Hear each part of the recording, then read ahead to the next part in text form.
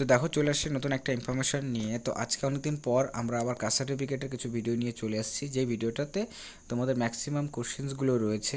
যে অনেকেই আছে, এই যে চারটা আমাদের এখানে স্ট্যাটাস আছে অনলাইনে, যারা কাস্ট সার্টিফিকেট বানিয়েছে বা বানাচ্ছ বা যারা অ্যাপ্লাই করা হয়ে গেছে, কিন্তু তারপর এই স্ট্যাটাসগুলো দেখাচ্ছে। তো এই স্ট্যাটাসগুলোর মানে কি, ঠিক আছে, এবং এগুলো দেখালে পরে আমাদের কি করতে হবে এবং এটার সলিউশনটা কী রয়েছে, 100% সলিউশন তোমাদের দেওয়ার চেষ্টা করব। এবং এটা রিসেন্টলি আজকের ভিডিও, এবং এটা তোমাদের বিষয়টা অবশ্যই ডিটেলসে জানা দরকার, কারণ এই মানে কাস্ট সার্টিফিকেটে কিন্তু অনেকগুলো চেঞ্জেস রিসেন্ট টাইমসে হয়েছে। তো সেক্ষেত্রে ডিটেলসগুলো জানা দরকার, যে কীভাবে করে কাজগুলো করে বা স্ট্যাটাসগুলো দেখানোর মানে এখন কী।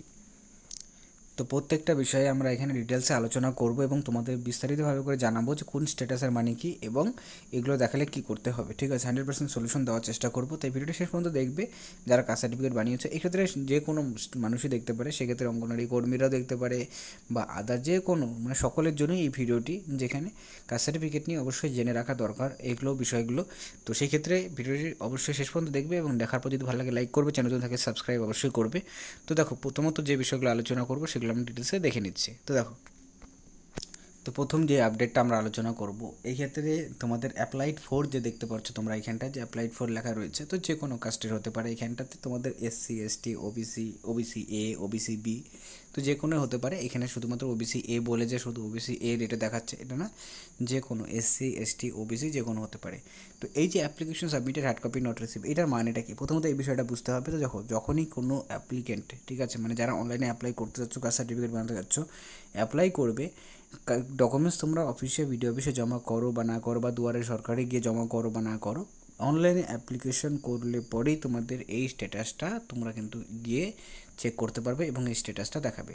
এবং এটা আবার অনেকের ক্ষেত্রে এই সমস্যাটাও হয় যে যে অনেক দিন হয়ে গেছে কাগজপত্র জমা করা হয়েছে, কিন্তু তারপরেও এই জিনিসগুলো, মানে বিডিও অফিসে গিয়ে জমা করার পরও এটা দেখাচ্ছে। তো দেখো, এটা অ্যাকচুয়ালিতে মানেটা কি, যদি তোমরা কাগজপত্র জমা করার পরও যদি এটা দেখায়, তার মানেটা হচ্ছে যে তোমাদের ডকুমেন্টস জমা পড়েছে ঠিকই, কিন্তু সেগুলো এখনও পর্যন্ত অফিসাররা কিন্তু তারা নিজস্ব কাজটাকে এখনও পর্যন্ত শুরু করেননি। মানে কাগজপত্রগুলো এখনও বিডিও অফিসেই বলো, এসডিও অফিসেই বলো, বা তোমাদের যে কোনো ক্যাম্প জায়গাতে তোমরা দাও না কেন, সেখানে কাজটা ও যে এরকম দিয়েছিলে ঠিক তেমনই কিন্তু পড়ে রয়েছে। তো এটা যদি তোমাদের ম্যাক্সিমাম 3 থেকে 4 মাস ধরে এরকম হয়েছে যে অনেক দিন ধরে দেখাচ্ছে, তো সেক্ষেত্রে তোমরা কিন্তু অবশ্যই কনসার্ন বিডিও অফিসে আবার গিয়ে যোগাযোগ করতে পারো যে তোমাদের অ্যাপ্লিকেশনটা সম্বন্ধে, ঠিক আছে।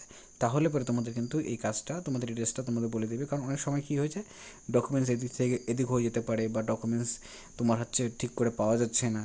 তো এরকম বিভিন্ন রকমের সমস্যা হয়, যেটা মনে করো তোমরা অফিসে গেলে পরে তারা কিন্তু বিষয়টাকে অবশ্যই এটাকে মানবে না, তারা অন্য একটা রিজন দেখিয়ে দিবে। বাট তোমাদের ক্ষেত্রে এই বিষয়টাই হয়, ম্যাক্সিমাম 3 মাসের মধ্যে যদি এই সেম স্ট্যাটাস দেখায়, অবশ্যই তোমরা কিন্তু আবার বিডিও অফিসে গিয়ে সম্পূর্ণ ডকুমেন্টস যেগুলো জমা করেছিলে সেই ডকুমেন্টসগুলোকে আবার নিয়ে যাবে। আর একটা বিষয় বলবো, যখনই তোমরা অ্যাপ্লাই করবে, 1 কপি করে কিন্তু তোমরা অবশ্যই আগের থেকে রেখে দিবে জেরক্স করে, ঠিক আছে। 1 কপি রেখে দিবে যত পর্যন্ত সার্টিফিকেটটা হচ্ছে, কারণ এই ক্ষেত্রে কিন্তু বলা যায় না, কারণ যে ক্ষেত্রে তোমরা কাগজপত্র জমা করবে, কাজ ডিলেও হতে পারে, ঠিক আছে।